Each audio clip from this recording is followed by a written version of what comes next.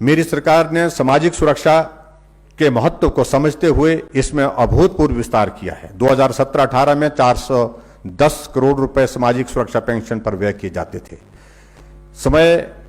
उस समय 4,13,000 लोगों को पेंशन की सुविधा मिल रही थी। वर्तमान में 5,77,000 लोगों को विभिन्न सामाजिक सुरक्षा पेंशन प्रदान की जा रही है।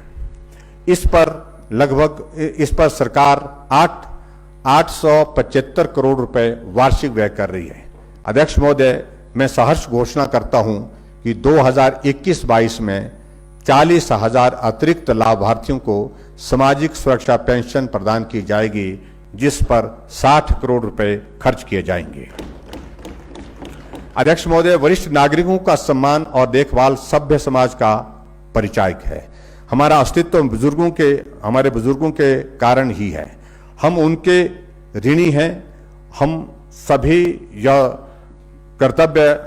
का यह कर्तव्य बनता है कि जीवन के इस महत्वपूर्ण पड़ाव पर उन्हें आर्थिक कठिनाइयों से ना जूझना पड़े। अध्यक्ष महोदय, वरिष्ठ महिलाओं के लिए सामाजिक सुरक्षा पेंशन का दायरा बढ़ाने के उद्देश्य से मैं एक नई योजना स्वर्ण जयंती नारी संबल योजना शुरू करने की सहर्ष घोषणा करता हूं। इस योजना के अंतर्गत अध्यक्ष महोदय, इस योजना के अंतर्गत 65 वर्ष से 69 वर्ष तक की आयु की सभी पात्र वरिष्ठ महिलाओं को बिना आय सीमा के 1,000 रुपए प्रति माह की दर से सामाजिक सुरक्षा पेंशन प्रदान की जाएगी।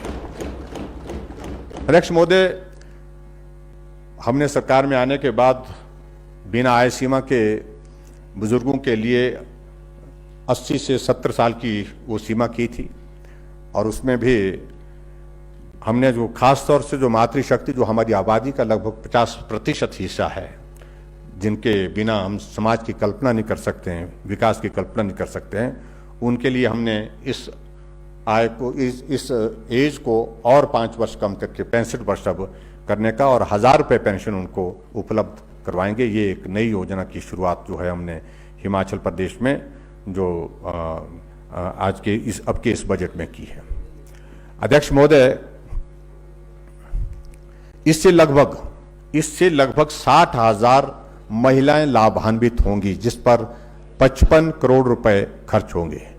अध्यक्ष महोदय, वृद्धावस्था पेंशन का यह लाभ उन वरिष्ठ नागरिकों को मिलेगा जिनके परिवार में किसी अन्य व्यक्ति को सरकारी सेवा की पेंशन ना मिल रही हो अथवा जो संपन्न वर्ग से संबंध ना रखते हों, ताकि पेंशन योजना का लाभ जरूरतमंदों को मिल सके।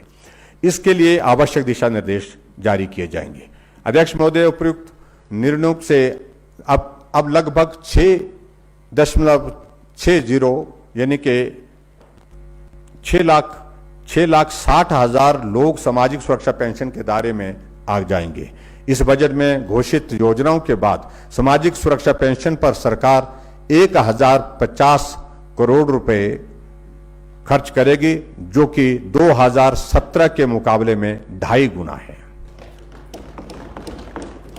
अध्यक्ष महोदय, पिछले वर्ष हमारी सरकार द्वारा अटल पेंशन योजना के अंतर्गत असंगठित वर्ग के अंशदायियों को सरकार की ओर से दिए जाने वाले 50% अनुदान अधिकतम 2,000 रुपए तक को 31/3/2021 तक बढ़ाया गया। वर्तमान लाभार्थियों और नए लोगों को अटल पेंशन योजना के लाभ को मैं सहर्ष 31/3/2022 तक बढ़ाने की घोषणा करता हूं।